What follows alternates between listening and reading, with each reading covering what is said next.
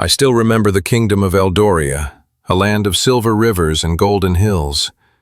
In that realm stood a castle so tall it caught the sunrise before any other place in the valley. Inside that castle lived two sisters, Princess Celeste and Princess Marina.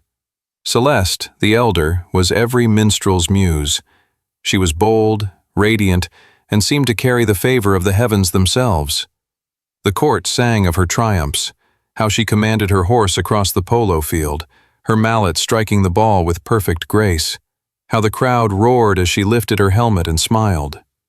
Marina, the younger, was softer, quieter, more curious than daring. She preferred the palace kitchens over the tournament fields, where she spent hours experimenting with fruits and creams, creating desserts that made even the royal cooks shake their heads in disbelief. At first, their bond was warm. Celeste taught Marina how to ride, how to dance, how to bow just right before visiting nobility. Marina admired her sister deeply, always watching from the shadows of Celeste's brilliance. But as I would come to learn, even the brightest light can cast a long, dark shadow. As the years passed, whispers began to shift.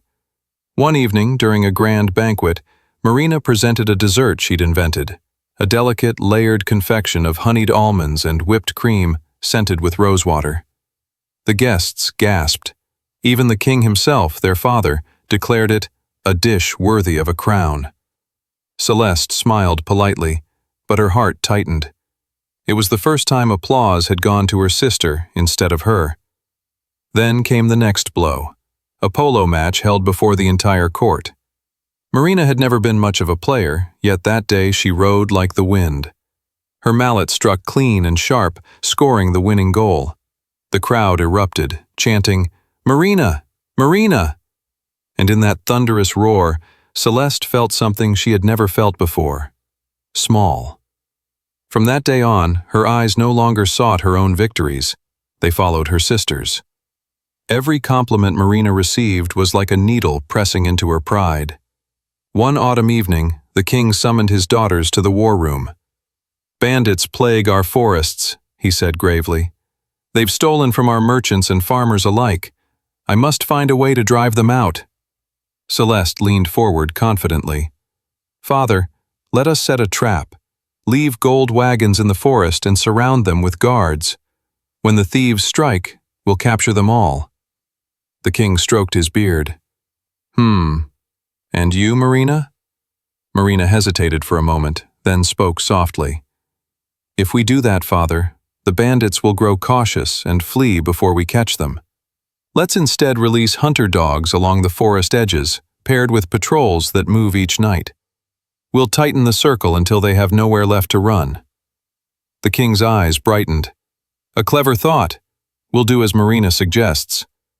Celeste's smile froze. She had offered strength. Marina had offered wisdom. And once again, it was her sister's light that dazzled the room. That night, I saw Celeste standing alone by her window. The moonlight touched her face as tears glistened on her cheeks. Why does she always win?" she whispered. In her misery, Celeste found company in her lady's maid, Lucinda, a sly woman with a tongue like honey and eyes that glimmered with malice. "Your sister outshines you because she has stolen your destiny," Lucinda murmured one night as she brushed Celeste's hair. "But destiny can be taken back." Celeste frowned.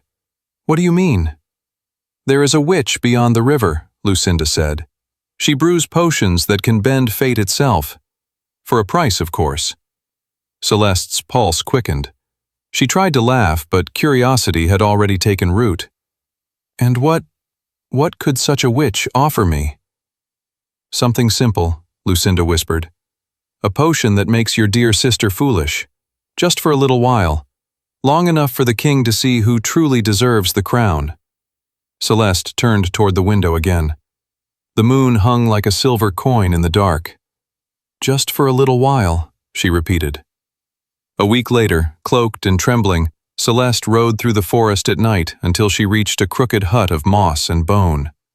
The witch was waiting, a frail figure with skin like old parchment and eyes that burned green in the firelight. You seek to dull a mind not your own, the witch hissed. You envy your sister's wisdom, yes? Celeste nodded. I only wish to be loved as she is. The witch smiled thinly and poured a shimmering violet liquid into a crystal vial. Give this to her, and for 6 months her mind shall cloud like morning fog. But beware, every spell demands balance. Celeste hesitated, then took the vial. If there must be balance, she said, then let it be mine to bear later. The next morning, Celeste invited Marina for tea in the garden. She poured the potion into a goblet of berry wine and handed it to her sister with trembling hands. To peace between us, Celeste said with a forced smile. Marina smiled back and drank deeply. For days, nothing changed, but soon whispers began.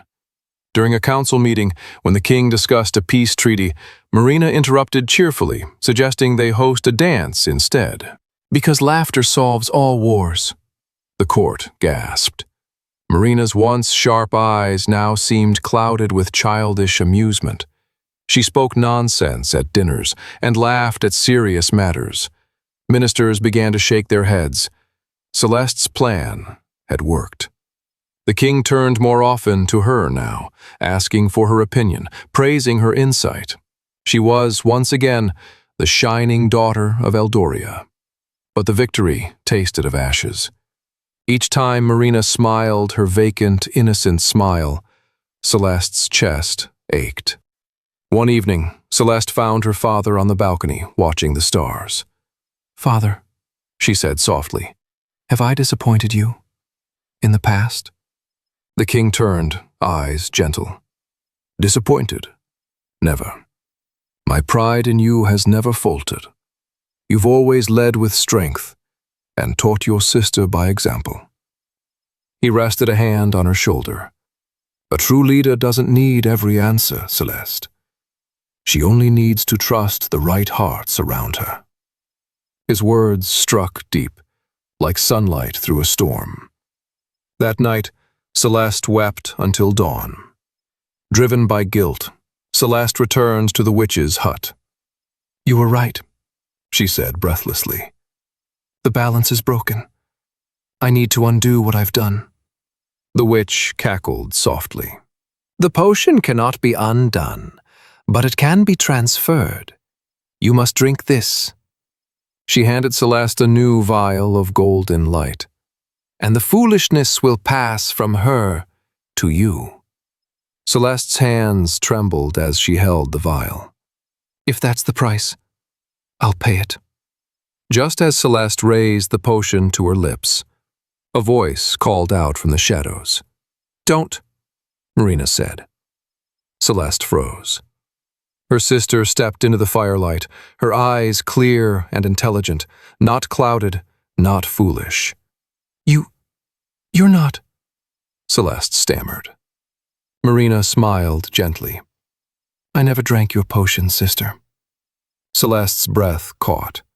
"But how?" "I saw your hands trembling that day," Marina said quietly. "And I saw the guilt in your eyes each time you looked at me. So I pretended.